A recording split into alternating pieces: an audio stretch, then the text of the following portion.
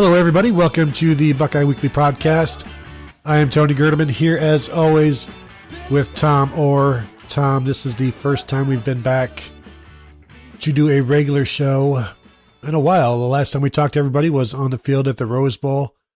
It's been an okay couple of weeks, I guess. It's been moderately newsworthy, and so we can figure out something to talk about in these next hour or three.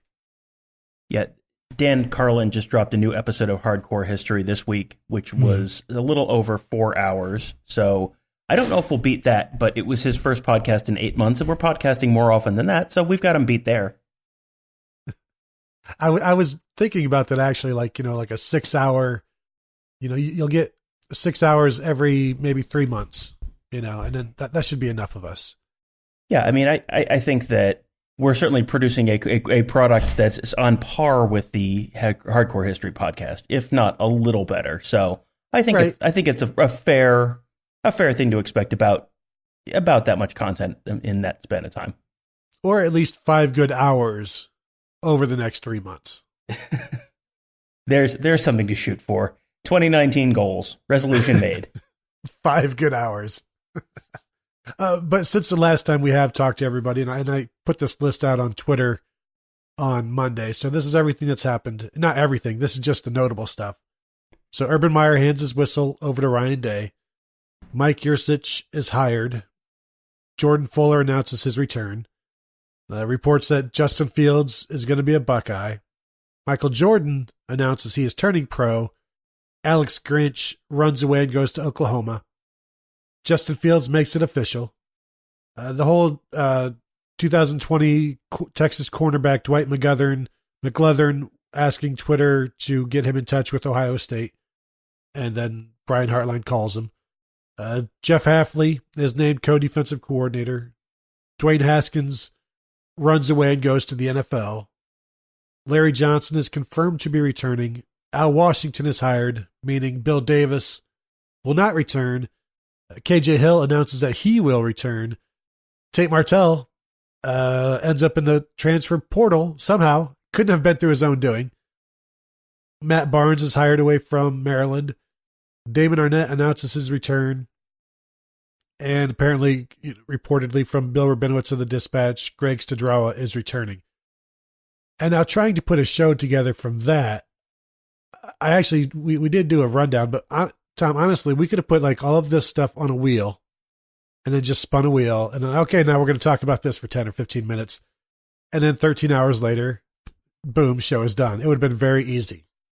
You just ran through like the war and peace of Ohio State football, and you missed Kendall Sheffield turning pro with an Irish goodbye to the head to the NFL. It was it has been for 2 weeks of off season. It has felt very much like the heart of the season. Really, we could have done a podcast just about every day because something was happening every day. One of the Friday after.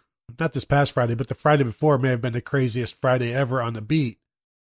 And just from, I think that was a Schiano, that was Fields, that was so much going on. I was afraid to leave the house, leave the laptop because stuff was coming in. I was waiting for other stuff to come in. Just been a pretty interesting time on the Ohio State beat. But Tom, let's get into the show and talk about something that is very interesting in Tate Martell possibly transferring, but he's also taking away something that could have been very interesting in spring football. And so I'm asking you, is this the worst thing to ever happen to us that Tate Martell is deciding to transfer? This could have been the best spring ever. Instead, it's the worst. And I'm starting to think that now maybe Tate Martell isn't the answer to all of our prayers like we thought. He isn't the golden child who will lead our interesting talks through the next millennium. I don't know if he had that many years of eligibility. But, Tom, have you lost any faith in mankind throughout this whole ordeal? Or do you have any words of encouragement for those people like me who are totally destroyed by what Tate Martell has done to me personally. This podcast has not made a habit of staking out editorial positions just over its existence.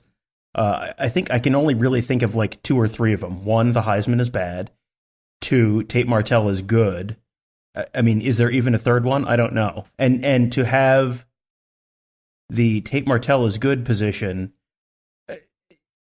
I mean, I don't want to use the phrase shaken to my core or, devastated or rocked by the news, but it's for anyone who is familiar with this podcast, I think you know where we stand on Tate Martell and have stood historically. So to go from where he was in December to 2 weeks later transferring, where he laid out, 100% confident he was going to be the starting quarterback and setting up what seemed like it should have been one of the absolute all-time classic quarterback battles.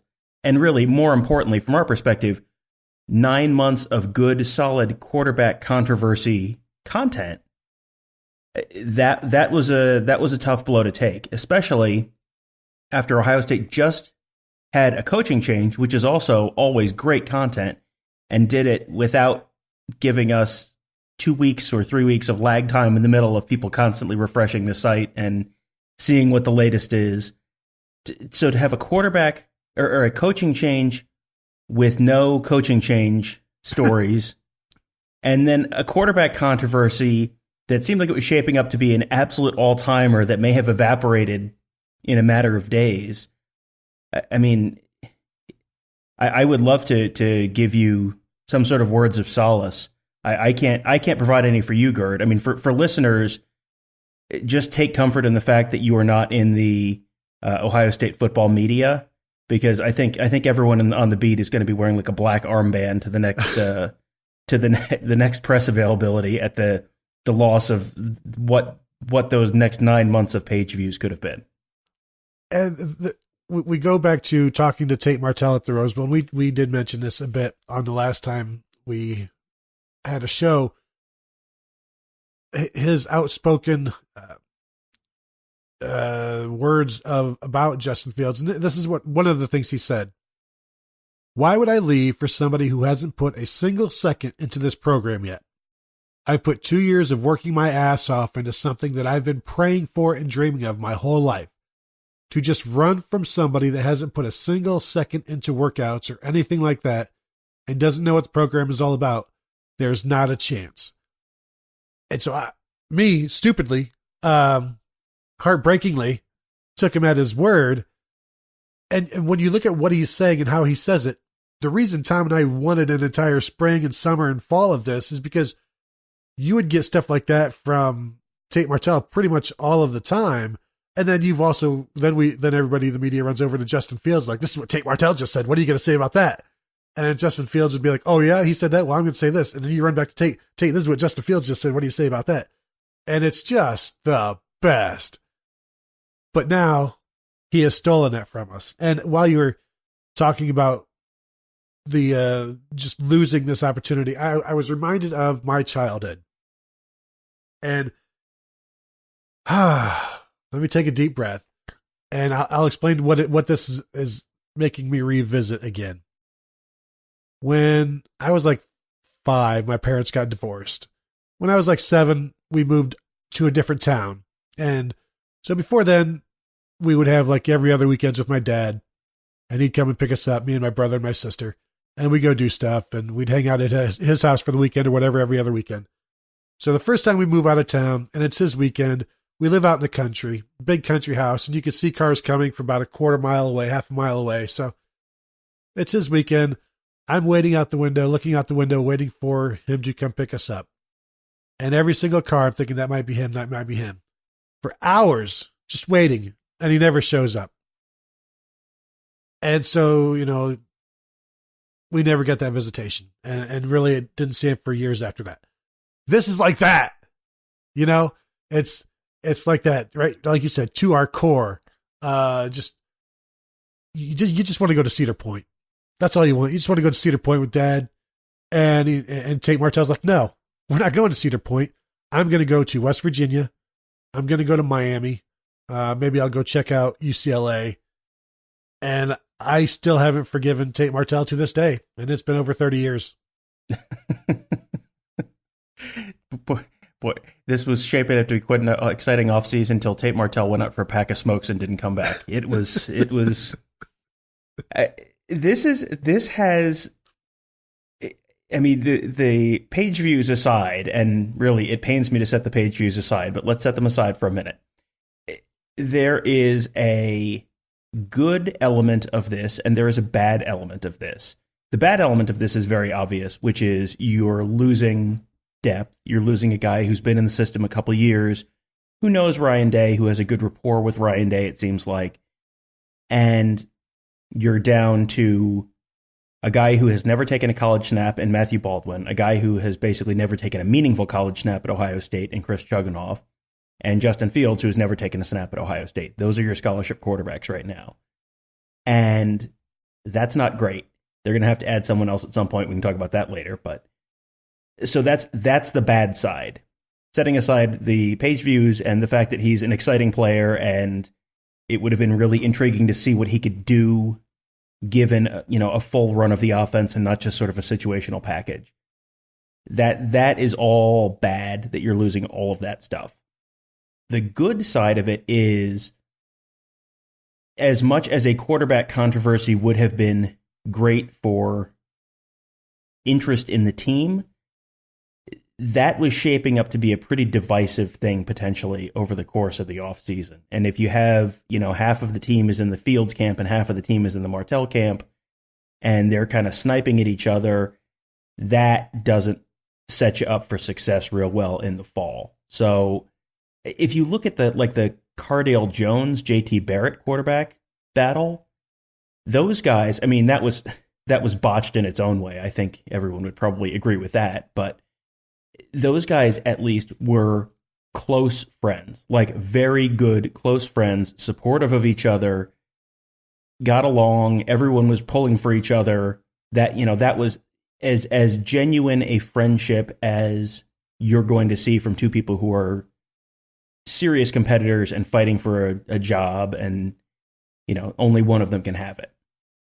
If based on the way Tate Martell was talking and the fact that you want to read into the Dwayne Haskins and Justin Fields sitting courtside at the basketball game and Tate Martell not sitting with them, I mean, that had a chance to be a real divisive thing. So from that perspective, maybe Ohio State has dodged a bullet, but there's a whole lot of negative that goes along with Martell being gone too.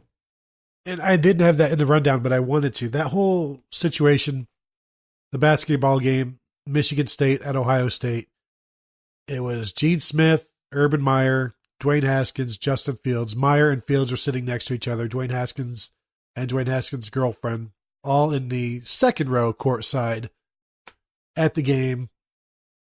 Tate Martell posts from Instagram that he's at the game, but he's up in like section 100 or 200 or something like that. He eventually takes down that post, I guess, because he was getting, I assume, inundated with people letting him know that, so what, Justin Fields is here. And I wonder, that obviously did not leave a good taste in Tate Martell's mouth to have that flaunted, basically. And there's no reason for it because he had already signed. Justin Fields had already signed. It's not like they needed to parade him around as a recruit. Urban Meyer didn't need to be seen with him buddy like that. Him and Dwayne Haskins are friends, so there's really nothing you can do about that. I don't think that helped the situation, and maybe it showed, maybe the feedback that Tate Martell got from fans as well didn't help, but you're going to have that from any school. But I just, having Urban there, Gene Smith there, it felt like a showcase. Like, this is what we've got coming next year. And, everybody was excited about it. And, we were all down there taking pictures, trying to take pictures, and because it's a big deal. And I could see Tate Martell just being like, you know what? I just don't like the feel of this. I feel slighted, even though, to use his own words, now he is running away from this competition. And I get maybe that's one of the reasons why I don't think it's because of the offense where, people thinking Ohio State's going to go to a more passing offense like they did with Dwayne Haskins, because Tate Martell said he can make all of those same throws. So he's not looking to be pigeonholed as a runner, because he's a guy who also wants to play quarterback in the NFL. So the last thing he's going to want to do is just be like, I'm just a zone read guy. I run half the time, I throw half the time. He wants to show everybody that he can throw. Ohio State would have been the place to do that. But clearly, either he didn't feel he was going to get a fair shot, or he didn't think he would be able to win in a fair shot. I can't say it's bizarre, because this is the quarterback world we live in now. But Tom, I don't think that basketball situation helped. No, I don't think that helped. I'm sure that was not like what made the decision for him by any means, but it may have reinforced a perception that he had about how things might go, or that, he may have felt that Justin Fields was promised something to come here. And I don't know that I think that's true. I don't expect that they would promise a starting job to anyone, or, say, this is your team, come here kind of thing. That just doesn't, that would be very, opposite from what they have done in the past. And I don't think that's something that Ryan Day would do, because that, you don't know how Justin Fields is going to pick up the offense. I mean, that was one of the things that Martell brought up in California. He's been here a couple of years. This is not the easiest offense in the world to pick up. So you're not going to just promise someone the starting job, because if it takes them too long to pick up the offense, then you're kind of hosed, because then you've either lied, you've broken a promise if you don't start him, or you're starting a guy who doesn't completely understand your offense, which is also not good. So I don't think that was the case, but if you come into it with the idea that, this is not going to be a fair fight for whatever reason, and then you see that can certainly play into those ideas and play into those thoughts, and maybe push you over the edge. That's certainly possible. I mean, there have been reports that he had to be talked out of transferring a couple times last year too. So this is not like a new thing. So maybe that was kind of the last straw to push him over the edge. But this was certainly not the first time that this thought had crossed his mind. He seems like a confident guy, and every time we've talked to him, he's been a confident guy. He would never, I don't think he would ever admit to him transferring being a lack of confidence. His mom, I don't know if you saw this, was all over Twitter, just randomly retweeting stuff like sayings about liars and being lied to. Very, maybe not even connected at all to this Ohio State stuff, but very emphatic and very repetitive. And I honestly don't know what they could feel lied to about, because as we've talked before, they have to go get more. They had to get a fourth quarterback. Nobody is given a job. You have to win the job. That's a common understanding. So I don't know what else they could not be understood about, or what they could feel they were lied to about. Before the Rose Bowl, he said that, 100%, I believe I'll be the starting quarterback. He felt like he had paid his dues and he had put in more than anybody else, which is true. I mean, he has put in more time than anybody else on the roster in terms of quarterbacks. But that doesn't mean the job is yours. I mean, Dante Booker was a fifth-year senior, put in a lot of time over the years, but he did not have a starting job. Offensive line, you've got fifth-year seniors there. Brady Taylor, obviously, he was injured, but experience doesn't get you. I mean, you don't have fast pass in this line to play. You have to earn it every step of the way and every practice. And when you've got an open competition with a new quarterbacks coach, new offense, not necessarily new offense, but new people around you, a new quarterbacks coach who's getting a new view of you, who has his own way of teaching, even though Ryan Day is going to be involved. There's so many moving parts. You can't possibly guarantee somebody a starting job. You're bringing in Justin Fields. You hope each of these guys are good enough to start, obviously, and you hope that you have a very tough decision. You don't bring somebody in to make an easy decision. You want your decision to be tough because that means everybody is playing well and is on an equal level. Even if Justin Fields, though, Tom, even if he can't pick up the offense as well as Tate Martell had it, like if he's okay, after 2 reads, if you don't see something take off or whatever, I think this offense is still going to be just fine. But we get back to like we talked about with Dwayne Haskins, having a quarterback who could beat Alabama or who could beat Clemson. We'll find out later on down the road if that's Justin Fields. But like you said, they have to find a fourth quarterback. They got Chris Chugginoff in August.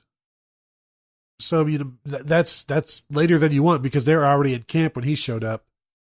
But it's not a great situation to be in again. And it's just, I don't want to say odd again, but it's too bad that Tate Martell didn't want to go through spring because I don't know why not. Basically, why not go through spring to see where you stand, and then transfer at that point? Because what have you lost?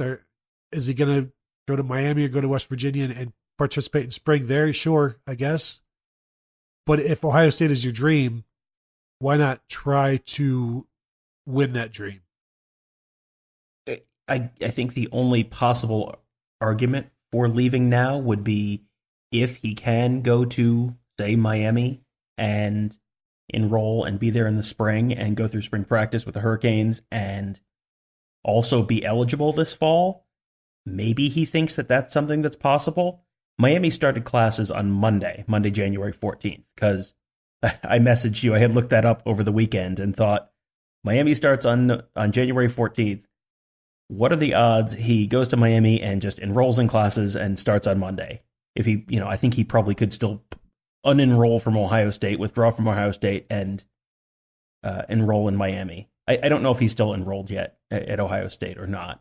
His name is still on the student directory. He's still in the student directory, so probably, but he probably could have withdrawn from Ohio State, enroll in Miami, and just go and, be the quarterback this spring. And if you can get the waiver and play this fall, then great. But I don't know what he's getting in terms of advice about the likelihood of that happening. The attorney who is helping Justin Fields through that process and who helped Shea Patterson through that process last year was pretty outspoken about the fact that he did not plan to help Tate Martell about that, which was a little unusual, I think.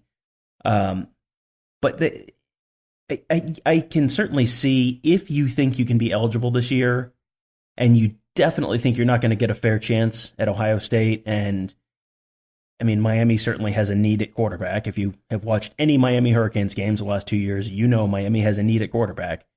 Then, yeah, okay, maybe. But I don't know what the case is for him to get a waiver to be immediately eligible. Like there's not an incident like there was with Justin Fields or a clear-cut case of the coaching staff at Ole Miss lying about the severity of NCAA sanctions, a documented case of that like Shea Patterson had. Unless Tate Martell has some case that we don't know about, I don't know how likely it is that he would get a chance to play this fall. And, the other thing that's kind of interesting, you were talking about Chris Chugginoff and when he came, and, that was obviously a product of Joe Burrow leaving. Joe Burrow, the way he left, he went through spring. It seems like he probably was told he got beaten out. He left. He goes to LSU and becomes this like beloved figure, and half of Ohio adopts LSU as its second favorite team. Do you think that's going to happen with Tate Martell if he goes to West Virginia or Miami or Louisville or wherever and is starting next year? Do you see that happening for Ohio State fans adopting that as their second or third team next year? No, and it's bizarre how open Joe Burrow was about transferring and how okay most people were with it. It's not something we see a lot. And usually if a player is talking about leaving, most people are going to be like, well, then get the hell out. I don't want you here. If you're talking about leaving, just go. But he's always been, first of all, I think what helps him is he's like an Ohio high school legend. So that's something that Tate Martell is not. So there's the connection isn't there. He's an out of state guy who came in, whatever, you're not from here, I think. And I think there's some merit to that because they haven't seen Tate Martell grow up or have the senior year in high school like they did Joe Burrow and see him recruited and follow that process and root for the guy and just build up this connection with him. But just the way to not even try to see how things are going in spring, it's unfortunate, but you know what? If he thinks he's not going to get a fair shake or he doesn't think he can win the job, I guess there's no time like the present. Find your new school, get enrolled as quickly as possible, get into the winter workouts, and then start spring. Now, as far as what claim he has for immediate eligibility, I guess Ohio State could just grant it to him. Or maybe you talked about Shea Patterson, and one of the things that Shea Patterson and his attorneys were claiming was that the coaches lied to him. And you think back to what we just talked about with Tate Martell's mom going on Twitter and talking about Ohio State or alluding to somebody lying to them about something. That might be a tack that they take. I wonder if Ohio State would stand in the way of immediate eligibility, though. It's not something that goes over well, and I wrote about this, I think, for Tuesday morning. It's not something that goes over well on social media, and even though not everybody's on social media, it's very powerful because the recruits are. And so when coaches get attacked for not granting or not trying to hold off on letting a kid get eligible immediately, those coaches usually get attacked and dragged until they acquiesce. And I could see that situation here as well, especially for Tate Martell, who has been in the spotlight, had documentaries and reality shows. And I'm sure, Tom, can you imagine a scenario where Tate Martell ends up where he wants to be, and then his new school trots him out in front of the media where he's talking about Ohio State won't let me play? I don't think that Ohio State would block it. I don't think Ohio State has the ability to block it, block him from playing. That's an NCAA decision. But I don't know. I don't know what I could rule out at this point, because based on some of the social media reactions and retractions, and Tate Martell has deleted a lot of, posted and then deleted a number of posts from his social media recently. His mom has locked her account. I still follow her, and I just went back and looked, and she has deleted all the posts about people lying and all of that. So, is that a reflection of she was angry and posted them and then calmed down and deleted them? Is that a reflection of they're getting advised this is not a good tack to take? Let's pursue a different angle here. I don't know. I don't know that I could rule anything out at this point. Like this seems like it might not be done being crazy one way or the other. Let's hope not.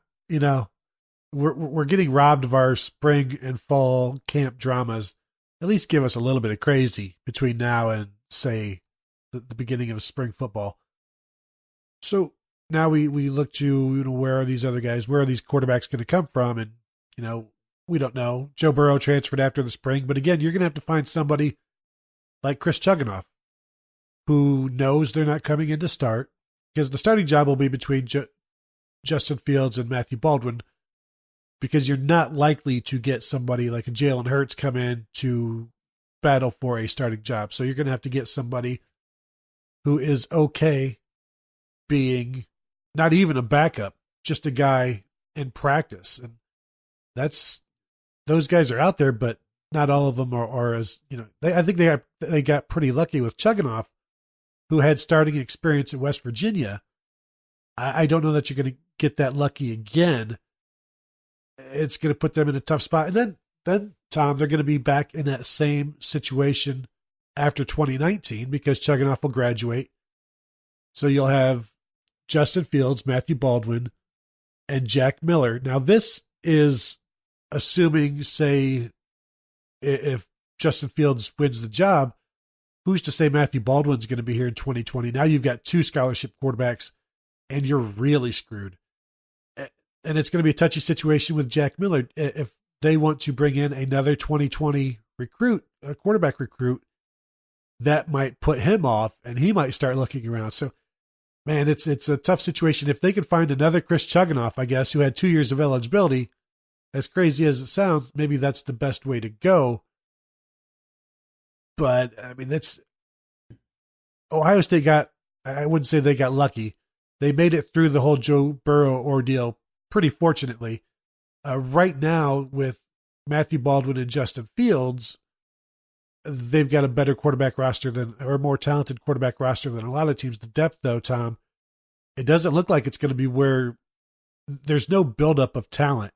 And I don't know when they will have that buildup of talent, if they'll ever have it again.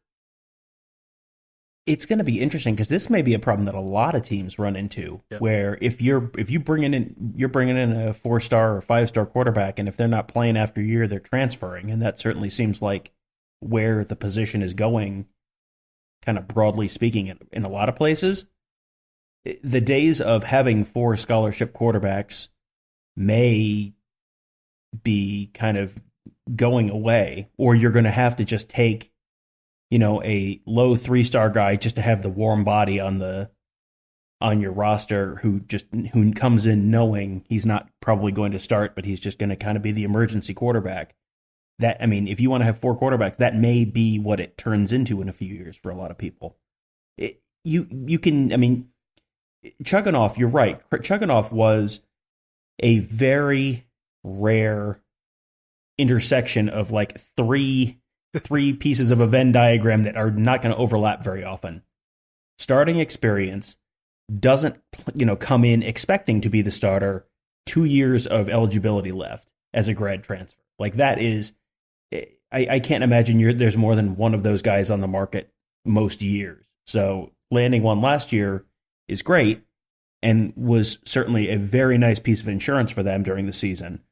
But I don't know how likely it is that you're going to find someone like that this year. There are guys out there who may be okay with coming to a big program and just sitting as grad transfers and just being a part of the big program. Gardner Minshew, who went to Washington State last year, was originally planning on going to Alabama. He was a grad transfer from East Carolina. He was originally planning on going to Alabama and just, being the third string guy behind Tua and Jalen Hurts, and just sort of getting a head start on his coaching career with a year under Nick Saban, and then you can go be a grad assistant under Nick Saban, and and then Alabama has this veteran third quarterback, and it all kind of works out. And then that's great until Gardner Minshew gets the opportunity to go be the quarterback at Washington State, and the rest is Holiday Bowl history. So, or Alamo Bowl. I think they went to the Alamo Bowl. It doesn't matter. Ohio State has to find a 4th quarterback for this year, and I'm sure that they are hard at work combing through the transfer portal because there are not a lot of guys available as 2019 recruits who are still out there. I looked at the top available Ohio quarterback who isn't signed yet is a guy named Trevor Basinski, who is the 82nd ranked pro-style quarterback nationally and is committed to Rice. So, I mean, I think he was 2,000 something overall in terms of players. And when Ohio State takes a player who's 800th overall, people think it's a reach. So that's not the kind of the ranking, the type of ranking of player that Ohio State typically has. And if you I don't have any idea if they've evaluated him or anything, but he's not that's not the ranking of player you would typically associate with Ohio State. So I think a grad transfer is probably pretty much the only viable thing for them to look for. And, they'll bring someone in, I'm sure, and I'm sure they want to do it before before August when they brought Chugunov in. Like, they're going to want to have someone in at least earlier in the summer if if someone has to graduate in April or May, get someone who can come in then and then spend the summer working with the team and have a better chance to be prepared for the season than Chugunov did. It's interesting what Alabama does because they've brought in 4 quarterbacks in the last 3 years. Two of them are like 3-star guys who obviously aren't highly rated, probably understand that I may not start for the first couple of years, but if I hang in there and I fight for it, I could be, you get that 4th and 5th season as a starter. And we've seen that from them for years, where for a while they'd have one guy starting for a year at the end of his career, and then they would pass, Blake Sims rather, in 2014. But they've signed, just going back to 2016, they've signed a quarterback every year and twice too. And maybe that's what Ohio State needs to do, is look for those 3-star guys as a second quarterback in the class, or get that best Ohio kid who, I think that this year was maybe Connor Bazelak out of Kettering Alter, I think, who ended up going to Missouri, didn't have an Ohio State offer.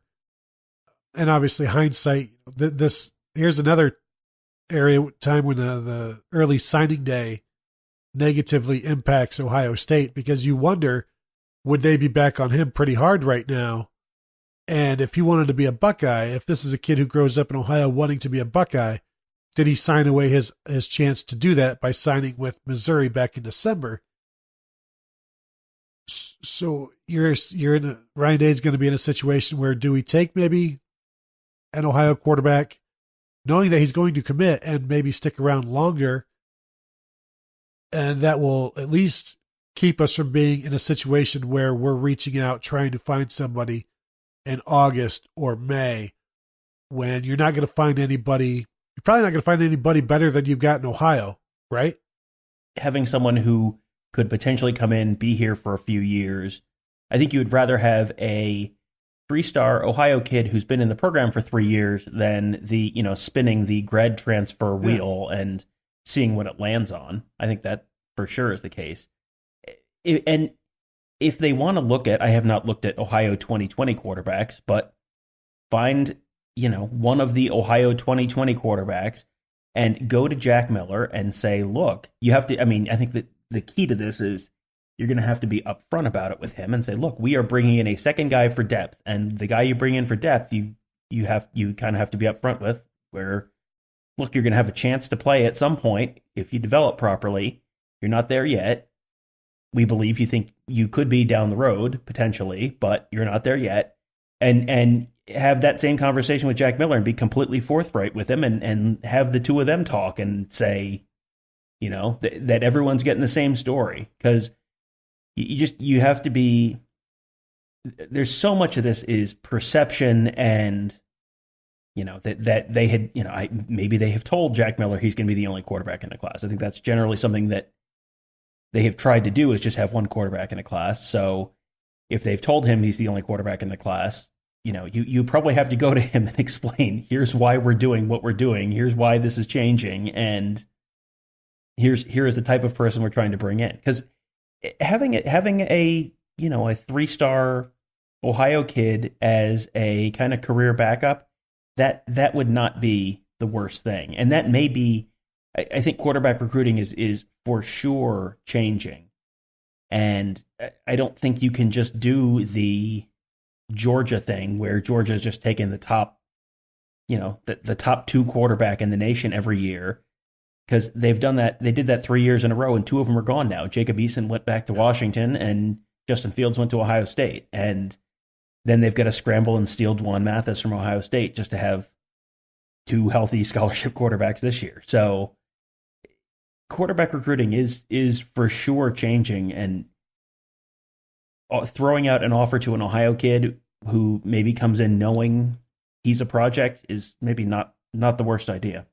Well, you mentioned Ohio quarterbacks in 2020. The top-rated guy is Demetric Crenshaw from Pickerington Central.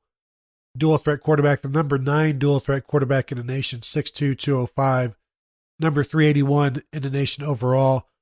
Offers from Boston College, Cincinnati, Georgia Tech, Indiana, Kentucky, teams like that. That's pretty much the model of what we're talking about. Somebody who is, I wouldn't say a project, but who could, if you need him to, could eventually be your quarterback. Not unlike when Ohio State signed Justin Zwick, and then also, you know what, let's get this Troy Smith guy, and who knows what, Ooh. Just stocking stuffer, if nothing else. And that turned out okay. But you're exactly right. The way things are going now for quarterbacks, and maybe this is another area where Alabama was ahead of the game, where if you look at their roster, you go look at their recruiting classes, you'll see quarterbacks there you have never heard of. And you're like, how did this guy end up at Alabama? And it's because I guess they're ahead of the curve here, where, you know what, this guy will be here, and until he doesn't want to be here, and that may be 3 years, and we'll take those 3 years, and he will help us with depth, and we will teach him our system, and if we need to rely on him, we can, knowing that we've got some pretty good quarterbacks here, and we probably won't have to, but it's insurance. And as they say, it's always better to have it and need it than not have it and not have it also. You know the saying, Tom. Better to have it and not need it than need it and not have it. And it's also better to have it and need it, I guess, to have it when you need it. And that's what they've done. And I think Ohio State needs to go that route as well. And, I don't know if Demetric Crenshaw would be interested in that. You get these guys who, why would they think like, well, why, I don't need to be the backup option. I can come in and win the job. That's the attitude you would probably want as well. But again, you have to make sure, like you said, you talk that out with Jack Miller and you explain to him, this is the situation. These are the numbers. And if he's not cool with it, then you go to your 2021 quarterback, say, this is the situation. These are the numbers. But if you really, really like Jack Miller, you probably don't want to screw him over. Like clearly they screwed over Tate Martell. I can't wait to clip that little piece out and just tweet that out and have everyone from Ohio State blowing up your mentions all week. That's going to be fun. If there's anything that you should be encouraged about as an Ohio State fan heading into what does seem like a brave new era of quarterback recruiting, Ryan Day has a pretty good track record of developing guys. Ryan Day is clearly, of all the positions on the field, quarterback is always kind of the most important position in a lot of ways for a football team anyway. But Ryan Day, as a former college quarterback, as a Ohio State quarterback coach, as an Ohio State offensive coordinator, he is going to know this position.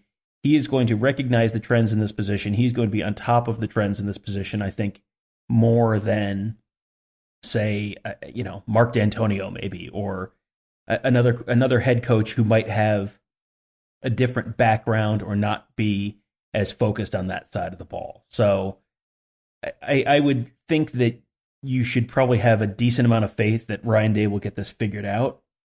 But I am real interested to talk to him about their quarterback recruiting philosophy moving forward. Because I think, you always get the answer, we don't want to waste a spot. We want to make sure we're bringing in people who we think can play here. And, you're going to get that kind of answer. But you might get something else too, that maybe that they're going to have a little bit of a shift in philosophy, because I'm sure they're talking about it. Whether he talks about it with us or not, I'm sure they've talked about it a whole lot behind closed doors.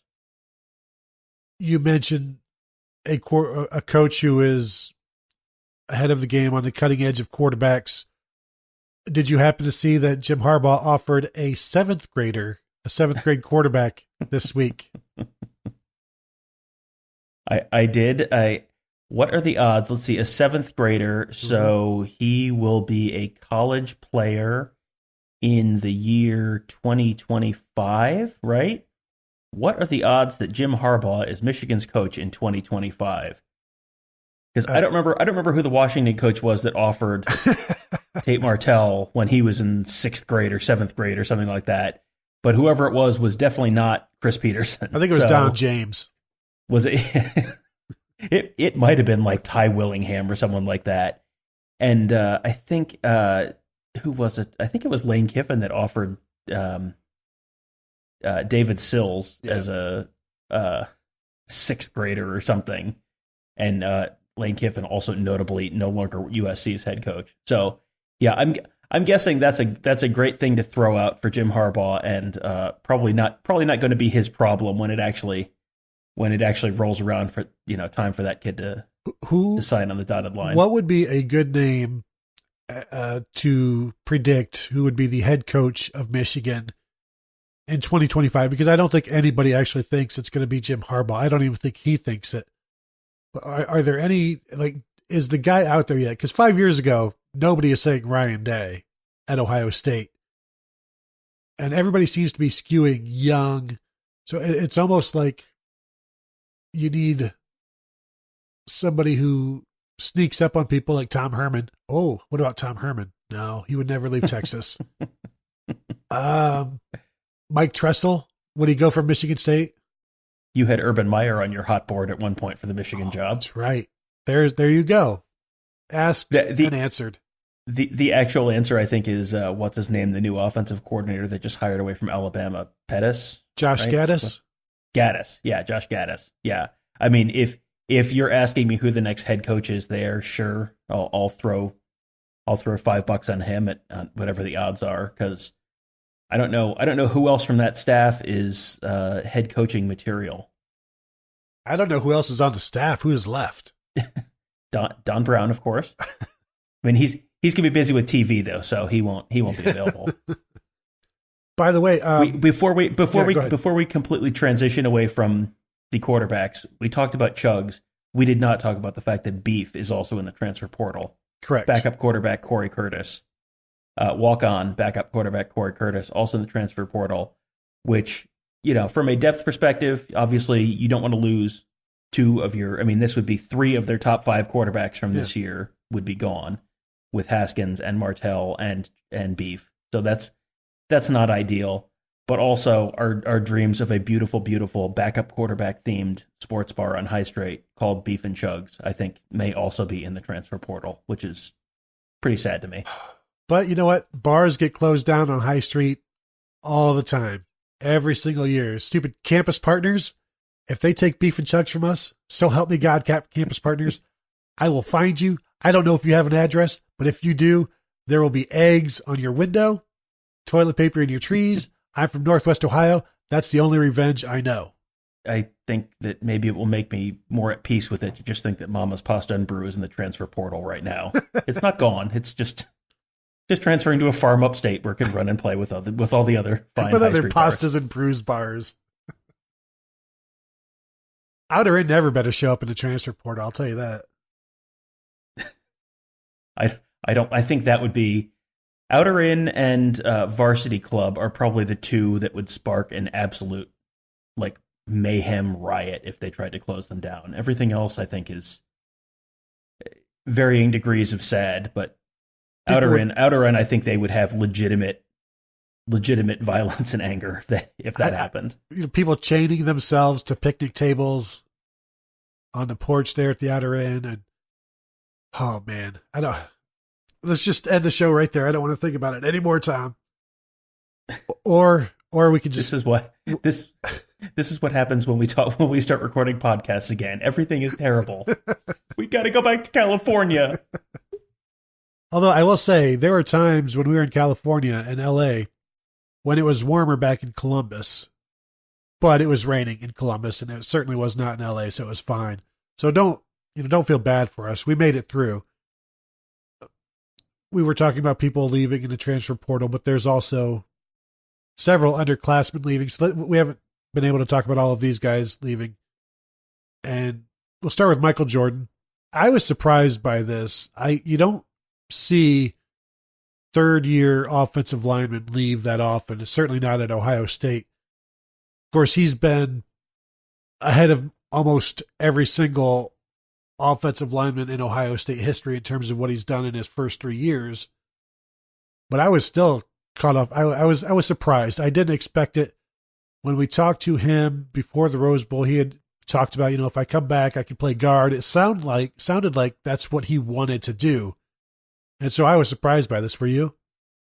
Yeah, I was. There were a few that I was not. We did not get the decision that I was expecting, and that this was probably the top of the list. And beyond what you said, which is, third-year offensive linemen generally don't leave Ohio State unless they're Orlando Pace. Just based on what he said in California, which was he had talked to the coaches about the fact he wanted to go back to guard next year. He planned to go back to guard next year. The coaches were okay with going back to guard next year. Josh Meyers is going to be the center. He's going to go back to guard. He thinks he's going to play guard in the NFL. He wants to get another year of guard play on tape for the draft. Everything about that conversation was suggested to me. Like, he didn't specifically say he was coming back, but it was, if I come back, this is why, and this is what I would do. And it just seemed like, yeah, that makes perfect sense. Like, yeah, come back, play a fourth year. You're still, you had a okay year. Like, he was an All-American, a first team All-American from some outlets. And there were times this year that I watched him play and didn't necessarily think it was first team All-American play. But he had a good solid year, but it wasn't like a blow you away incredible season. It was not a Billy Price at center kind of season.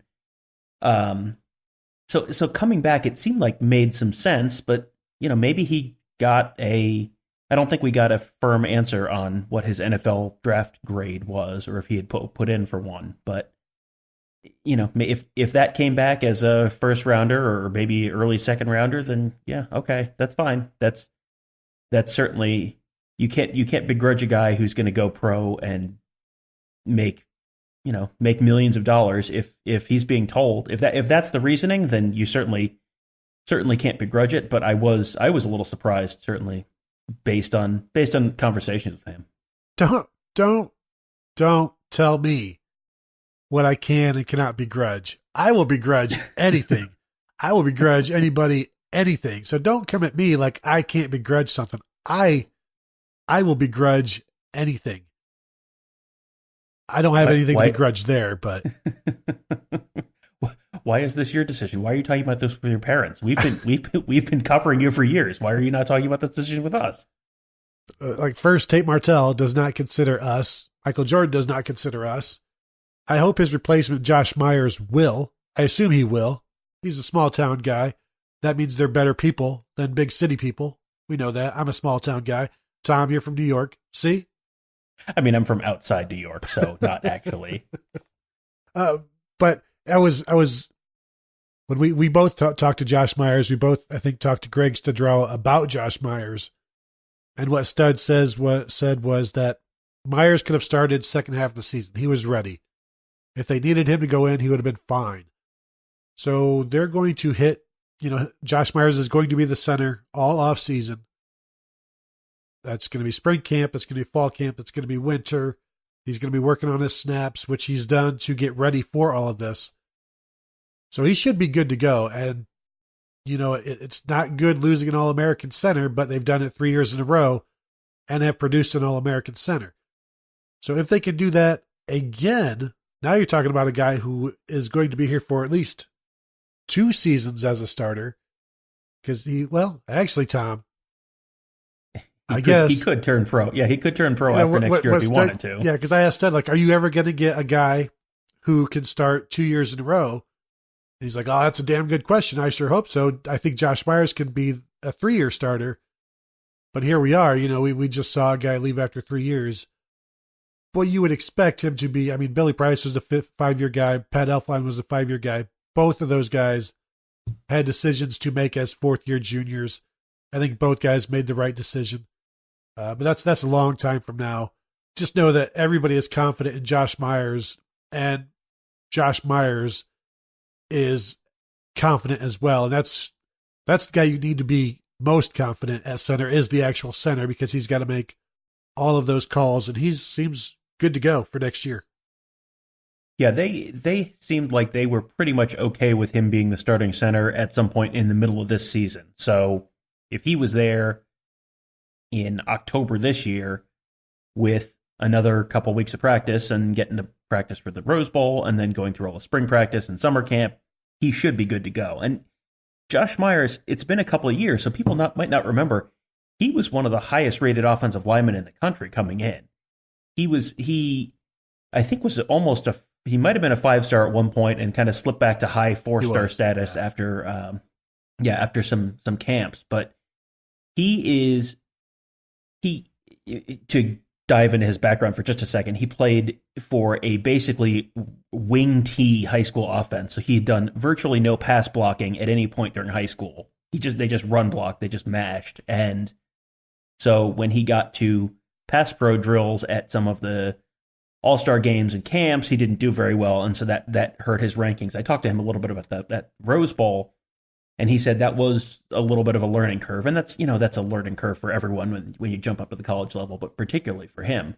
But he's kind of gotten that. He's comfortable with that now. He's comfortable with the line calls. He's comfortable with all the responsibilities of being a center, and I think that's a place that you can. Thayer Munford, I think you can write in ink at left tackle next year, and I think Josh Meyers you can pretty much write in ink at center next year, for sure. I think there's a couple questions on the offensive line. I have a pretty good sense who I think they'll play, but those are two positions I would barring injury say are pretty much locks going into next year. Yeah. Other guys leaving, obviously. Mike Weber, who this was expected. Replacing him, that's going to be fun to watch this spring as well. Is it Master Teague? Is it? I think Demario McCall will be more involved there. We could talk about Brian Snead a little bit later when we get into scholarship numbers. It doesn't sound like he will be back. I don't know that he's even in Columbus anymore. He's posting Instagram photos and videos or whatever from training out in Florida. Ohio State's not saying anything, but they haven't said anything about Brian Snead since about September 15th or so when he was still playing. You know Dwayne Haskins is leaving, Draymond Jones, Nick Bosa. Kendall Sheffield announced it. Well, no, he didn't. And Tom, is that the least surprising guy to not announce that he is going pro? It's so rare and not done anymore, which is why it wasn't unexpected that Kendall Sheffield, who we finally got to talk to for the first time ever out at the Rose Bowl. This is a guy who's a 2-year starter at Ohio State. Never once spoke with the media, never once spoke with the football media after practice or for any type of an availability until it was bowl mandated that the 2 deep had to be there.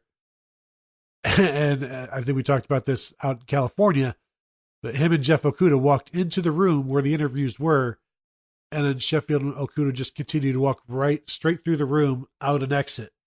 And it's like, well, that's Kendall Sheffield.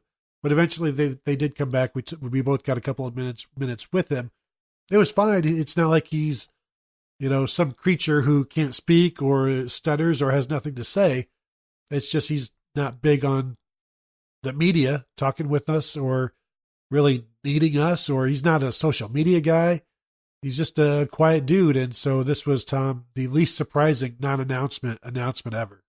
Unless Ohio State sent out a press release that said he was coming back, you were going to have to wait until the NFL put out the list. And I think it actually came out when some training academy put out a list with his name on it that, oh yeah, Kendall Sheffield's training with us, which, okay, that tells you what's happening. But yeah, him pulling the Irish goodbye to go to the NFL was, it was just absolutely a perfect ending for him, for his career at Ohio State. Because he had a nice year last year. I think he bore the brunt of people who were ticked off of the defense in general and were, had memories of him picking up pass interference calls the year before.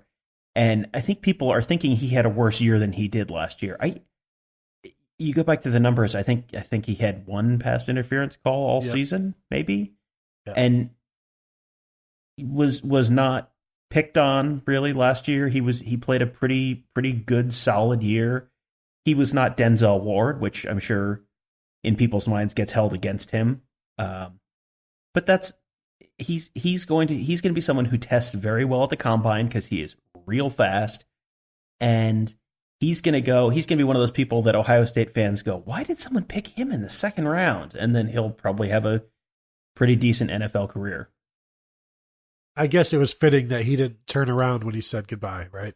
Too soon. Still too soon. Okay, all right. As in terms of the guys who are staying, let's just stay with the corners, Damon Arnett. And we had talked about in the past how Buckeye fans probably were ready for both of those guys to go. But when you look at the experienced depth, getting one of them to return would be huge, and Damon Arnett announced that he would return. He was leaning towards going pro. I'm guessing the feedback he got from the NFL was like, you know what? You probably shouldn't, even though really the feedback from the NFL, if I recall, it's like likely first rounder, likely second rounder, not likely to be either of those. And I'm guessing his feedback was the third. And you get a little bit more in-depth feedback from, they could talk to other GMs, coaches. There are plenty of connections that could give you a more targeted projection. And so he is returning. The feedback on Twitter was not great in terms of how Buckeye fans felt about it. And also, message board, the comments. He's a guy who has made Buckeye fans angry these last couple of years. But here's the thing, Tom. You've got Jeff Okudah coming back as a starter. You'll probably see Shaun Wade move to corner. And what I ask people is, who else you got after that? And they'll say Sevyn Banks or Tyreek Johnson or Cameron Brown. No, they don't say Cameron Brown because I'm sure, I don't know that many people even know about him yet. But then my response is, how do you know they are better than Damon Arnett? You haven't seen them. You've seen Sevyn Banks run a punt block back. You haven't seen Tyreek Johnson do anything. If they are better, though, then they'll play in front of him. If they aren't, then by not having Damon Arnett on the team, your defense is automatically worse. So there's no harm in having him. You've got two new defensive backs coaches to figure out, do we like this guy? Do we not? And teaching, they'll be teaching things differently or whatever technique they want to use. There's going to be an opportunity for Marcus Williamson, Sevyn Banks, Cameron Brown, Tyreek Johnson to make their impression, to put their stamp out there on what they can do. If they are better than Damon Arnett, they'll play. So, Tom, there's no reason to get upset about having Damon Arnett back. No, none at all. And I was not surprised by the reaction to that, but it was, if your reaction was, this is a bad thing for the 2019 Buckeyes, I don't think you know what you're talking about. I think that's, there is no way that having a veteran cornerback in a room that is not particularly deep right now and still pretty young, there's no way that having a veteran cornerback is a bad thing. You give him and Shaun Wade and Jeff Okudah, then you have a 3-man rotation to start the season with. You have the other guys. You have Tyreek Johnson. You have Sevyn Banks. You've got Cameron Brown. And if one of them steps up to the point where they're ready to contribute at that level, then great. Then you have 4 cornerbacks who are able to play at a competent Big Ten level at the very least. But if you think, they didn't bring in a corner this year in their 2019 recruiting class. That was kind of one of the big holes in the class, and it doesn't sound like that's a hole that's going to get patched over in February. So having a little bit of extra depth is not a bad thing. And if one of those guys gets hurt, then you still have 2 good corners to start the year. You don't want to throw a guy out there in the rotation for the first game of the year if he hasn't really played at all yet. That's not, Sevyn Banks played a little bit, mostly on special teams. Tyreek Johnson Did he play at all? I don't he think might so. have played a couple. I mean, he might have played a couple games. Cameron Brown played a couple games in just mop-up duty, but those are not guys you want to throw out there game one and just say, here you go. Because unless there is some absolutely transcendent talent from one of those guys that didn't show up this year that is magically going to appear before next season, you're better off with a solid veteran corner at the start of the year. And then if someone else works their way into the rotation, great. That's fantastic. But they are unquestionably better off having Damon Arnett back than not next year. And Jordan Fuller is back, which is huge. Gives them that veteran senior at safety. Pair him with Brendan White, and they have to feel pretty good about things. And you've also got Isaiah Pryor with experience, Amir Reep. They love Josh Proctor. So what was a position all this past season, really that for the, 2/3 of the season was in a constant flux. Now you've got Fuller and White in a situation where you can afford likely to move Sean Wade back to corner, which makes, I think, the defense, the secondary, even better. He can still, Arnett or Wade, whomever, can be that nickel back as well. But now that you've got Fuller back, you don't have to worry about replacing him. Would that have been Josh Proctor? Would that have been Amir Reep? The Alex Grinch, one of his a failing that he had this year was getting the situation settled opposite Jordan Fuller. Now the next coach, if that's Hafley, if it's, Tom, we'll get into this, but they don't have a safety coach. They don't have a cornerbacks coach. They've got two secondary coaches, and I don't like it. I'll have to get used to it again. I don't care for it. I like distinction, and maybe once we talk to Ryan Day, we'll get that distinction. But I like to know who to blame, But having Fuller back is huge. Getting Malik Harrison back solidifies those linebackers. He's the leading tackler along with Fuller, so you get both of those guys back. Defense was an issue all season long this year, but you're going to have so many veterans, so many seniors on this defense that you would like to think everything that we saw this past year, you can forget about. In 2019, this should be a much better defense, and it's also because of guys like Damon Arnett, Jordan Fuller, Malik Harrison returning. But the coaching you would think, the scheme and the coaching would be better just by default. Well, you can blame whatever you want for the 2018 defense and how they performed, and you can blame the coaching staff, and if you blame them, great news. Pretty much all of them are gone. And if you want to blame the lack of seniors on that team, I mean, there was one senior on the two deep for the defense last year, and it was Dante Booker, who was not a starter, who was a backup linebacker. So you want to blame the lack of seniors on the defense for it, then that's fine. That's going to be fixed too. They're going to have a lot of seniors back next year. Getting Fuller back is monumental. I don't know if he or KJ Hill is the biggest return for this team next year in terms of the guys who could have left but came back. But to have Fuller and Brendan White back there, you now have just an absolute baseline of competence at the safety position, which is something they did not have for at least the first 2/3 of the 2018 season. And it very well could end up much better than that. Fuller is going to be good, at least good to great. White should be at least okay, and with a full year of reps with the ones, could be better than okay next year.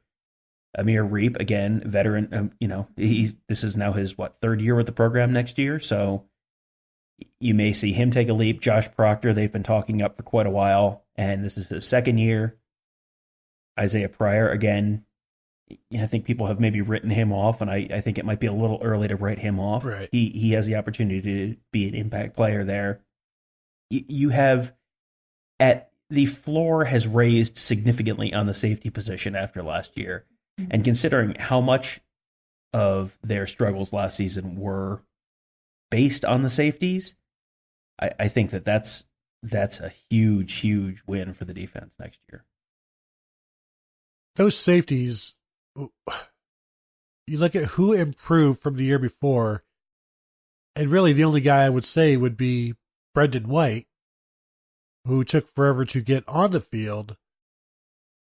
So, maybe we'll see more guys take some jumps this year through opportunity, through, I don't know, maybe better coaching, who knows. But I would expect more noise to come from that position and more good noise. Last year was a lot of bad noise. And we didn't even mention Jocelyn Wint. And I think there's reason for that. He was one of the guys who was responsible for a lot of that bad noise. But if I'm going to assume other guys are going to get better, I also should assume he's going to get better. And overall, it should be a better group. You mentioned KJ Hill.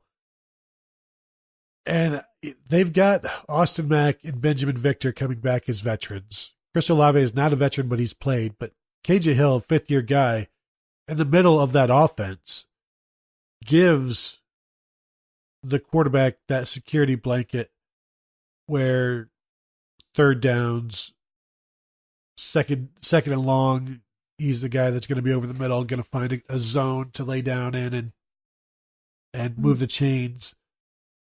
I think they would have been okay without him because I like Jalen Gill. I like Demario McCall. I like CJ Saunders. But KJ Hill, there were times going into this season, we look at his numbers and he gets, 9 or 10, 11 yards a catch. And it is what it is. But there are times this season running those mesh routes where he is turning a 6-yard reception into a 26-yard reception. And he's just really, really solid.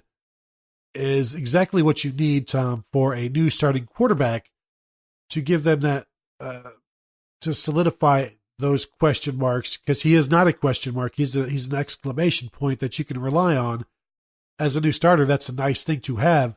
You've got Austin Mack at the X. You've got KJ Hill at the H, Chris Olave at the Z. And right there, that's three guys who are as good as anybody in the Big Ten in those three positions. And you've got, we know they like to start 6 guys or rotate 6 guys, and they'll have those. But he solidifies that entire unit and makes them all better. Well, he provides not only the on-field stuff, he also provides some off-the-field where you had 3 guys who were Paris Campbell, Terry McLaurin, Johnny Dixon, who were team leaders, not just unit leaders, but team leaders for multiple seasons. A couple of them were 2-year captains. So you have guys like that leave. You wonder if there's a little bit of a leadership vacuum in that room. That is clearly not the case with KJ Hill there now.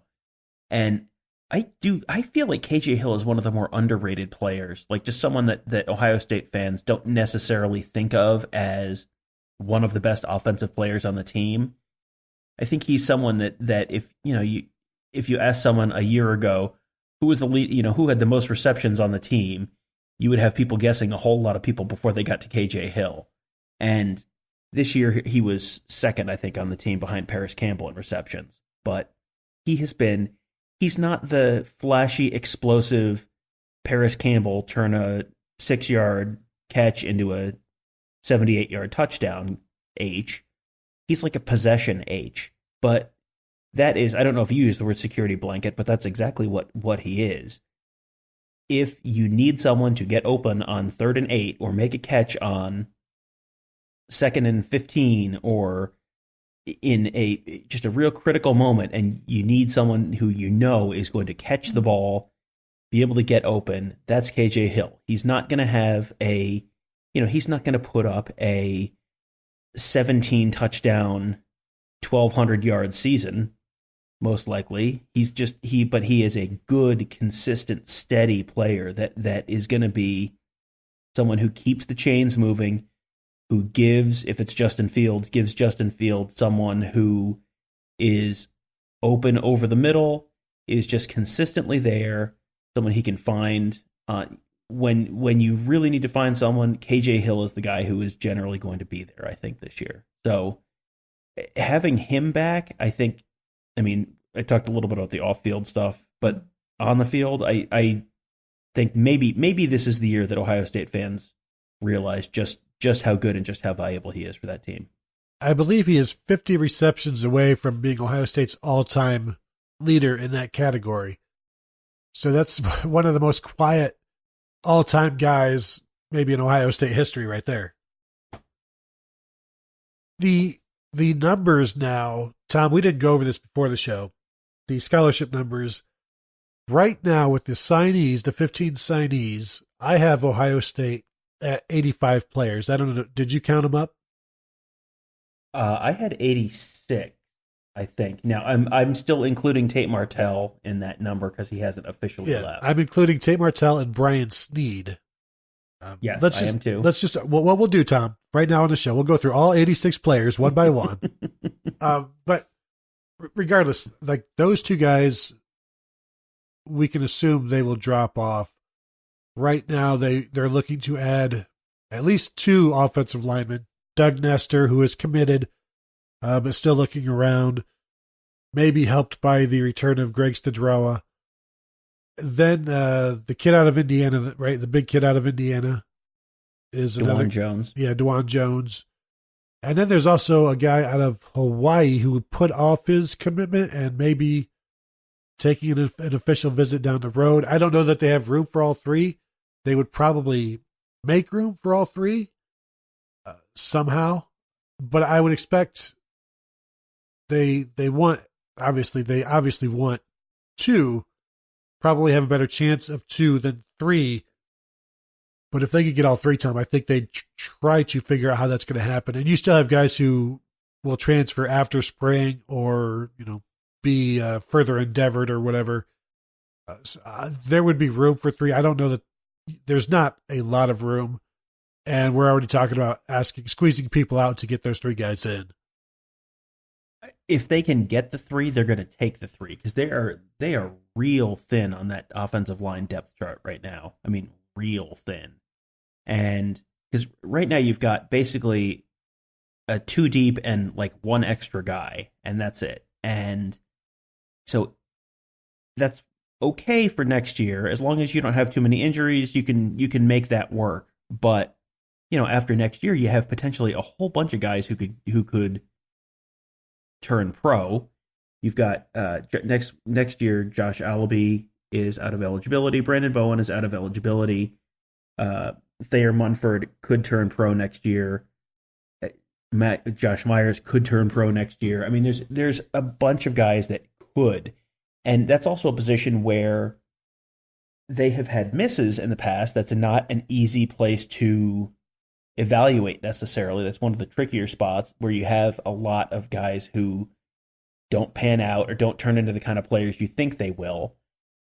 So you need to have a lot. That's a spot where you need to have a lot of depth because a bad offensive line can completely blow up an otherwise talented offense. That has been, like, if you watch Florida State play the last couple of years, that has been what it looks like when you have good skill talent and a terrible offensive line. And then you're 7-6 or 5-7, and you're wondering what the heck is going on. So if they can take those 3 guys, if you can get DeJuan Jones, who's going to be a project, he's a massive. I think he's 6'8" and 360 pounds or something like that. But he's not someone who's going to be an immediate impact guy. He's going to have to redshirt and maybe be a contributor 2 to 3 years down the road. And Ryan Jacoby is probably a redshirt guy who's one of the people who's already in. Harry Miller could potentially play this year. But then Doug Nestor, if they can get him in. And then now I'm blanking on the name of the guy from Hawaii too. He was looking at USC. Very little chance Oklahoma. We could pronounce it anyway. Yeah. Melakaliki Maka is his name. That's probably not accurate. That's probably racist too. I don't know. So if you can get 2 of them, that's a real good start. They still need to take a big class next year, but if you can somehow get all 3 of those guys, that's going to be enormous. Because right now, if you have 11 scholarship offensive linemen, you have 1 guy gets hurt and 1 guy transfers, and then all of a sudden you're real thin, and you're into that Jim Tressel the backup left tackle is also the starting right guard, and where you have like where you're one injury away from complete disaster. You don't want to be in that spot. That was something that completely blew up some of Rich Rod's teams, a lack of depth on the offensive line. That's something that blew up some of Brady Hoke's teams at Michigan. That is not a position you want to be in, because it is not an easily fixable problem. You cannot just, this is not like basketball where you just bring in a recruiting class and it's all fine. Offensive linemen generally take a year or two to develop. So if you have a hole, that is not a hole you can patch. That can kill not just one season, but multiple seasons. So if they can bring those guys in, they'll find room for them. I mean, even if they're at 86 right now, and you figure, say Martell and Snead do leave, then you're at 84.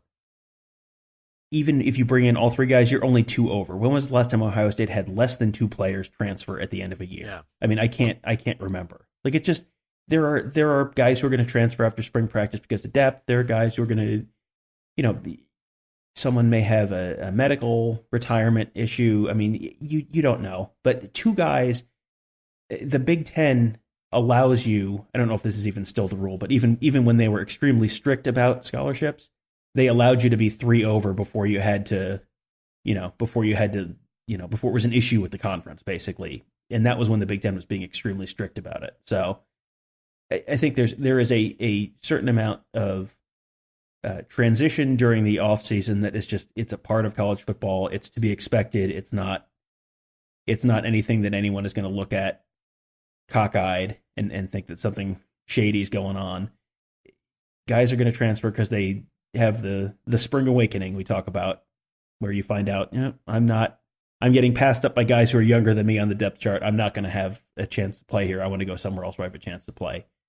So if they can make it work with bringing in all 3 guys, I think they're absolutely going to do it. Greg Studrawa reportedly returning should help their chances with all of those guys. That's not why they brought him back.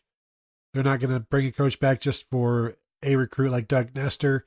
No offense to Doug, but that's not how that works. Bringing him back, though, Tom, I'm assuming that he and Ryan Day have had a talk about recruiting needs to get better. We've talked before about them losing Ohio kids. And so this is a situation where I think Stud has been challenged a little bit. And now he's Urban Meyer's friend. He's Ryan Day's assistant coach. And yeah, they're friendly, they're friends, but they don't go back to 2002 or 2001, whatever, from Bowling Green. So results, I think, will be a little more important. I don't know if you say important, but you can't rest on your friendship laurels, and they need to get back to recruiting well. Closing with 2 guys would be huge in those terms, and showing that, yeah, okay, I can recruit. I know people say that I can't or that I lack it, but here I've got this. We've got Paris Johnson in 2020. We're moving forward there. That would be a good finish and a good start to the next class. The offensive staff, and I don't know why we haven't, Ryan Day's coaching staff his full coaching staff has not yet been announced. And the only reason why that hasn't happened, Tom, I would assume there still could be something going, like Tony Alford could be leaving, or maybe Greg Studrawa still is looking at Maryland. There's no reason, if everything is set, that they haven't announced it, because that's what they do. They would announce, hey, Ryan Day's first staff is all set and everybody's happy, hunky-dory, everything's good. We're moving into 2019. Things are golden. Tom, where's the announcement? It does seem a little odd. I was expecting that at some point this week we were going to go talk to assistant coaches and NFL guys who came back. That's what we did last year when the NFL guys came back. We talked to Mike Weber about, hey, why'd you come back? And that, those Paris Campbell and those guys. We have not gotten a chance to do that yet. And, maybe that's still coming later this week. We also didn't talk to the new assistant coaches yet, that might have been a little later in January, but it does seem like if it's locked and in place that we should have heard that in some official capacity, because they made an official announcement about Brian Hartline. Have they made an official announcement about Tony Alford or Greg Stabara or Kevin Wilson yet? I don't know if I've seen like an official. This guy's officially coming back. No, I mean, it seems like they are, but and there's no reason. You score over 42 points a game. There's no reason really to punish the offensive guys. But the fact that it hasn't been announced yet is Kevin Wilson still entertaining offers. We know he had offers. And he talked to Ryan Day, like, should I be looking around? And Ryan Day told him, nah, you don't need to be looking around. But maybe he's still entertaining those offers, and they can't confidently 100% put out the release that this is our coaching staff because something could change. Defensively, however, the staff is set. Al Washington is in for Bill Davis. Jeff Hafley is in for, we'll say, Alex Grinch. Greg Madison is in as, I guess, the floating coach for Greg Schiano. Matt Barnes is in for, let's say, Taylor Johnson, and we'll go from there. But Al Washington was, Al Washington, Greg Madison, getting there from Michigan. I guess, Tom, on the MGO blog podcast, they said that Ryan Day's first call to Michigan was for Don Brown, trying to lure him over. And if that would have happened, it would have been like the football gods being like, look, Tony, I know we took Tate Martell from you, but here's what we're going to do. We're going to give you Don Brown. And we would have made do with that. We would have been happy. Except, Tom, that didn't happen. Not only do we lose Tate Martell, now the football gods are going to be like, oh yeah, and you almost had Don Brown. That's such bull crap, Tom. I've been driving around with a paddle boat strapped to the top of my car for months, and now for nothing. Nothing. I was so excited. We're going to get to do Brown Thunder for just right on the Olentangy. Real life. It was going to be great. Now it's been taken away from us. It's terrible. The Don Brown thing, that makes sense. That would make sense that would have been the first call, because of all the hires that he's made, there has been a type that Ryan Day has gone for with his assistant coach hires. It's a lot of late 30s, early 40-year-old guys. It's about Ryan Day's age, younger guys, good recruiters. That has been sort of the type of hire that he's made. So if you're going to go away from that, it seems like you would go for, you're trying to bring in someone who is like top of the business, huge, make a big offer money wise, and try and bring someone who has been consistently kind of top of the nation in his area. And that would be Don Brown. And Don Brown's last impression in Columbus was not a great one defensively, but on the whole, he has put out very consistently good defenses. And so that wouldn't shock me if that was true. The Madison hire, of all of them, the Madison hire was kind of like, really, that's interesting, because Greg Madison does not fit that the mold of most of the other guys. Like I said, most of the other guys are around 40. Greg Madison's going to turn 70 later this year. So that in and of itself was just a little like, huh. And when you brought in Hafley, who's the co-defensive coordinator, I think at that point, the Madison hire made a little more sense to me, because then you have a guy who's a veteran college defensive coordinator who's been a defensive coordinator for Michigan, been a defensive coordinator for Notre Dame.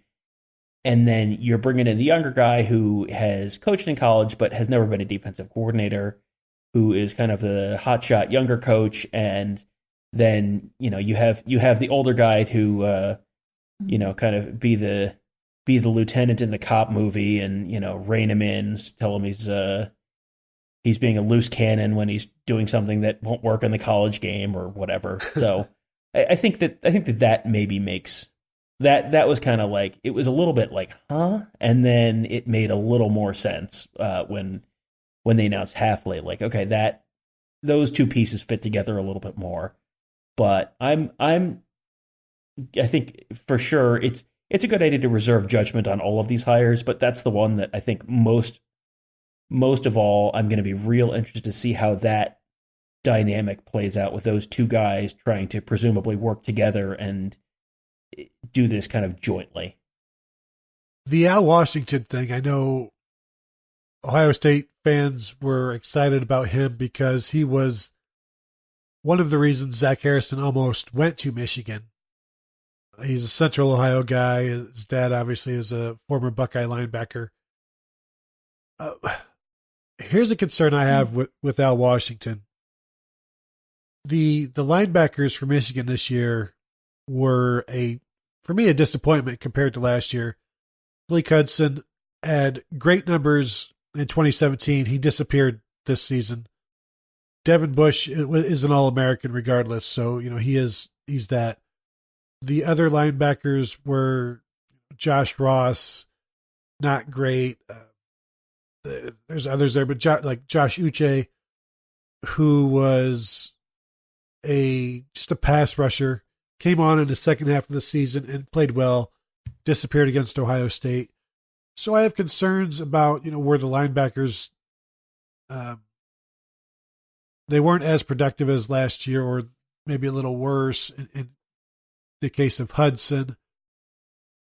But that is also kind of a gimmick defense that they play with the hybrid safety linebacker. And we saw in 2015, Darren Lee, who had made all kinds of plays in 2014, offenses in 2015 kind of steered away from him and his numbers dropped. So maybe that's what happened with Hudson.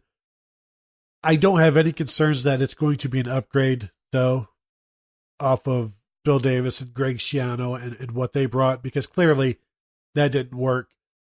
So whatever Al Washington brings with Jeff Halfley and Greg Madison, it's going to work better, you assume. The Matt Barnes thing, I didn't know this. I saw one of the Maryland Terrapins, one of the beat writers, tweeted out last week, but he actually called plays for the Maryland defense this past season. A defense that Urban Meyer will tell you was a top 20 defense, and they were very well aware of them going into that game. So even though he's not a coordinator, he's had play calling duties, and he's another guy that fits that mold that you're talking about with Ryan Day. And yeah, it's way too early. Overall, when we're talking about swinging for the fences with Don Brown or LSU's Corey Raymond, who is one of the top cornerbacks coaches in the country, and you end up with not those guys, there's going to be a little disappointment. But I like to remind people that Kerry Combs wasn't Urban Meyer's first choice as the corners coach in 2012. He didn't get here until right before spring football, because Bill Sheridan was the hire first, and then Sheridan went to the NFL, and let's go check in on second choice Combs, and he's only one of the greatest assistant coaches in Ohio State history, and fans still will think that he's irreplaceable, and so far he kind of has been. But I guess I'm interested to see this new Ohio State defense, because there needed to be one. You've got some new ideologies with the coaches, and we'll move in each successive show going into spring football. We'll probably take a deeper dive on each of the assistants, the new assistants, in terms of what we expect.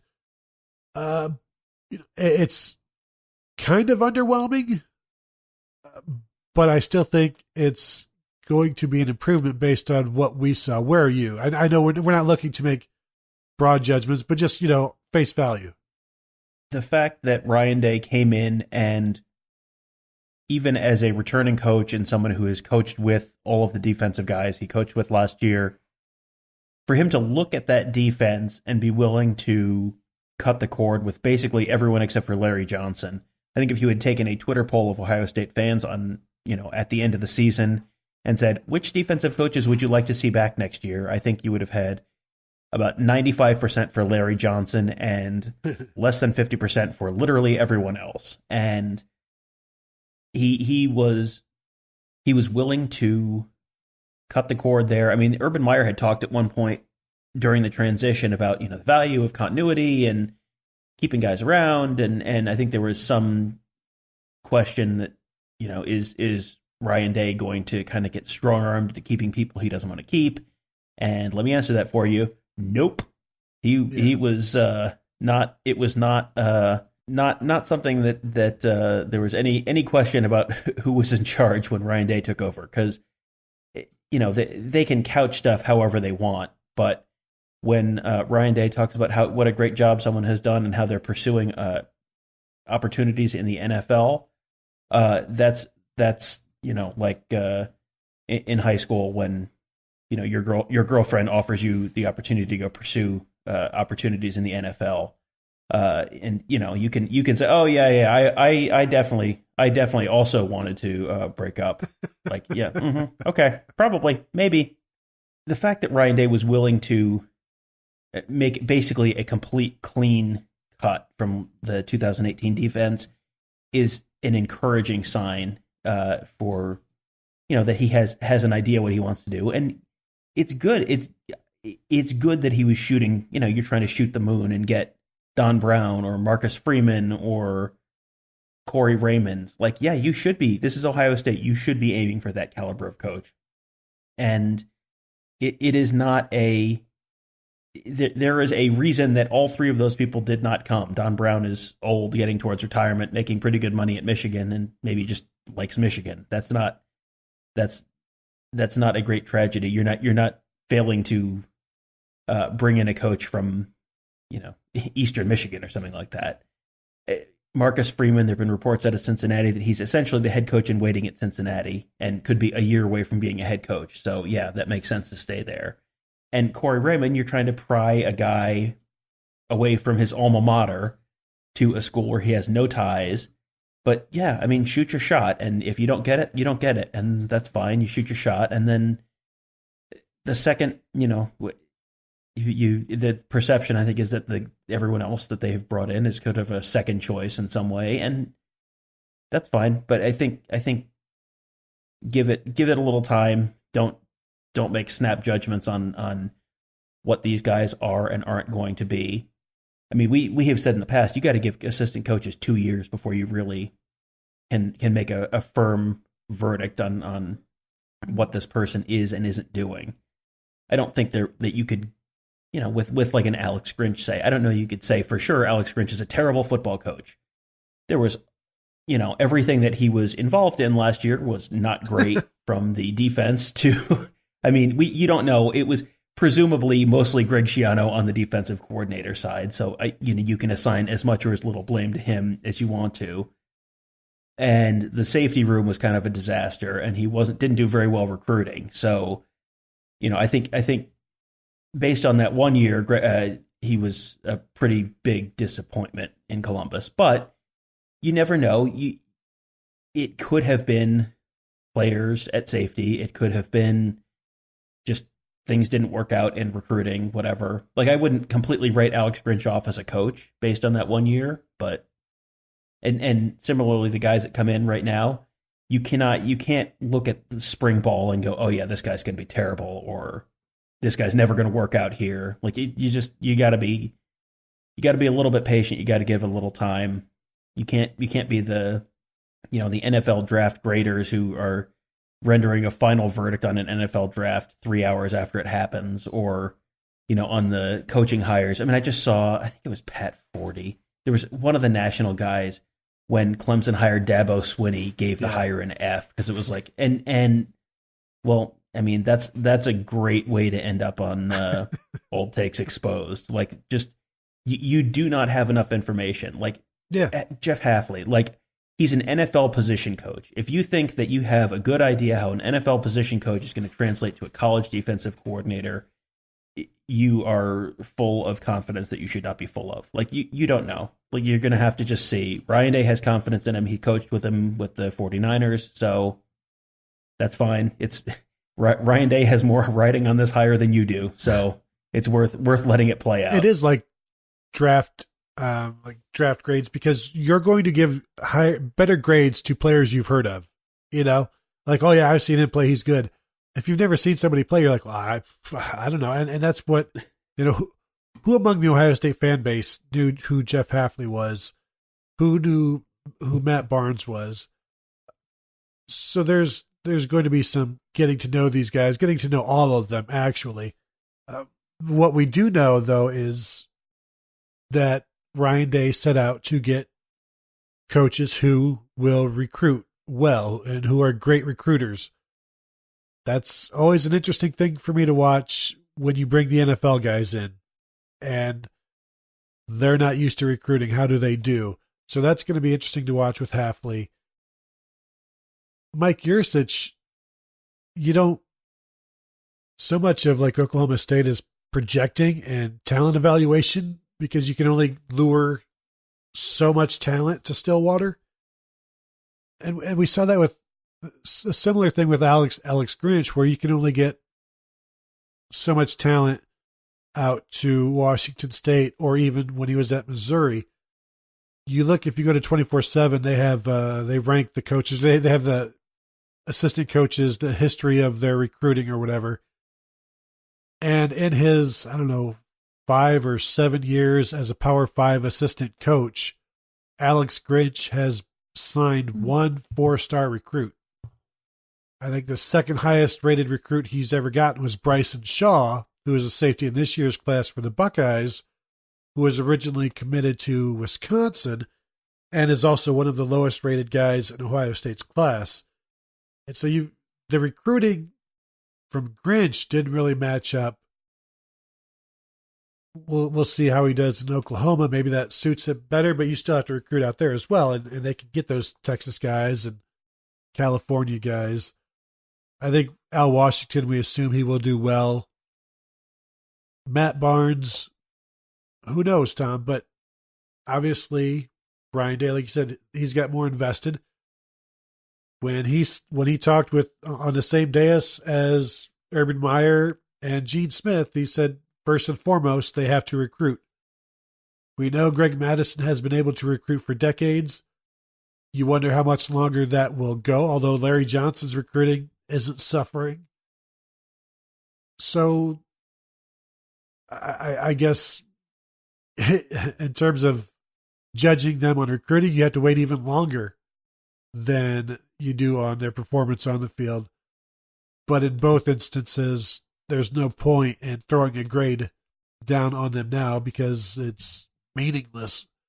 And I don't like to throw meaningless grades around. When I throw a grade down, I want it to mean something. I want it to have gravitas. I want the coaches to feel those grades. And if their grades are not good, I want them to feel shame. I give that opinion a C-. Son of a... It's going to be something that you'll figure out at some point that this is working or it's not working. The Ohio State, there are guys who the recruiting rankings are difficult to ascribe too much meaning to at times, because it's Alex Grinch walking into a room with a Washington State polo on versus an Ohio State polo on.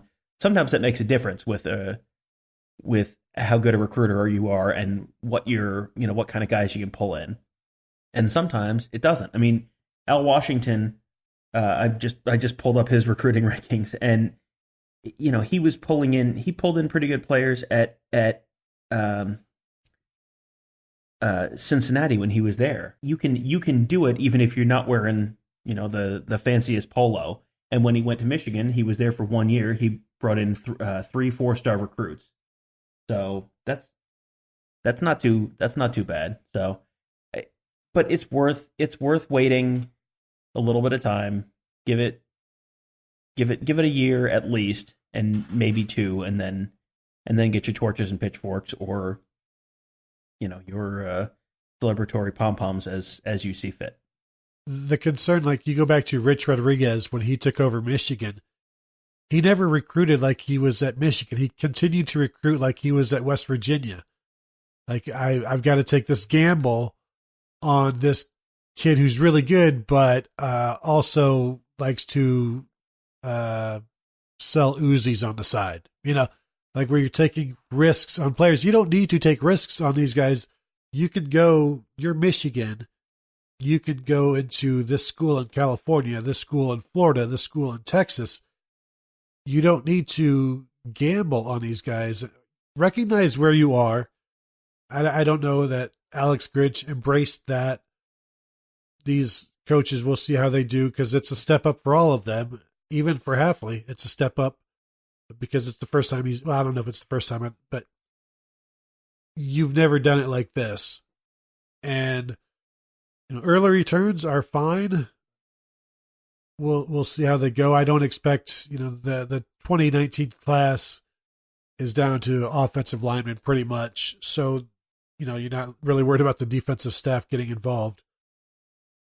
But overall, Tom, it's been a pretty successful first month for Ryan Day. You get Zach Harrison, you get Justin Fields.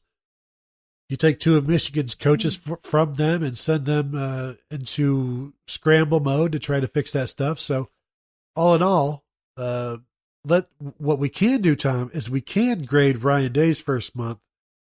I give it an incomplete. That's bold. Yeah, I mean, I don't know how much better it realistically could have gone. I mean, we talked about some of the, swing for the fence kind of hires in the assistant coaching searches. And sure, like if you had brought in Corey Raymond and you had brought in Marcus Freeman, say, then you might feel better about this. But I mean, like I went through the circumstances with each of those guys before. Realistically, that's a hard sell. That is, as far as the guys who he had a chance to bring in, I think there's logic behind all of them. They may or may not work out, but there's he's obviously given this some thought. These were not just completely haphazard hires. So I think that what you've seen so far, so far so good, and you'll see whether that means a 10-win season in 2020 or 2021 or whatever, or a 12-win season or more. That's you won't be able to grade Ryan Day until for another couple of years, really. But to have been head coach for, I mean, going back to when he was announced, it's been 6 weeks now, and he's brought in 2 5-star prospects. He's brought in Zach Harrison and brought in Justin Fields. I mean, it's too early to officially pronounce everything wonderful, but I think the early returns have been pretty good. Is he averaging 5 stars per recruit right now? That's pretty good. They brought in the defensive tackle from North Carolina, correct, who was I think a low 3-star, 4-star. So yeah, really tanked it right or there. 3-star. Yeah, that's too bad. Yeah, that's too bad. Yeah. Right. Well, you can't keep up the 5-star thing forever. That's how Urban Meyer burned to the ground in 2010. So you don't want that with Ryan Day. So sometimes you throw a 3-star guy in there to cool the jets. It's like a glass of wine. Take the edge off. And that takes us back to the Ohio quarterbacks. Maybe that's what you need. Calm everything down, and then it helps you in the long run. It's like alcohol. It's good for you. You don't want too many Ohio quarterbacks, though, Tom. You don't want no more than 4 Ohio quarterbacks a day. More than that, you've got a problem. 3-star Ohio quarterbacks, the cause of and solution to all of life's problems. You don't want to become an Ohio-holic. But, it opens the blood vessels and, moderate amounts. 1 a year, let's say. And if they transfer out, so be it. But you need it for health-wise. So, Tom, that's going to do it for the show. Is that all right? Wow, just a hair under 2 hours. We really should have taken listener questions. We might have been able to get to that 4-hour mark. I was thinking about it and I thought, you know what? For one, we don't need it. We would welcome it, but the listener questions end up being 30 or 45 minutes as well. And then having not had a show for 2 weeks, honestly, we could just do a show of listener questions. But if we try to do that, then all hell is still going to break loose in the next week of who knows what, because I am expecting Ohio State to make an announcement on Tate Martell. We do expect them to make announcements on the coaches. Maybe by the next time we talk to you, we will have talked to coaches. I know Ohio State wanted to maybe have a presser with the coaches before signing day. At signing day, which I believe is February 6th, it's the first Wednesday in February, we should also be talking to Justin Fields and the rest of the early enrollees. So there's going to be stuff coming. But next week we will definitely invite some listener questions because it's been a while. So thank you all for listening. Make sure to check out everything on theozone.net. All kinds of stuff, football. And there is also a basketball season going on. Hasn't been that great the last week and a half, but it's still going on. We'll get to that as well. It's just there's been quite a bit of football. We're sorry. So with that apology, we will also bid you adieu. Have a good day, good night, and we will talk to you next week.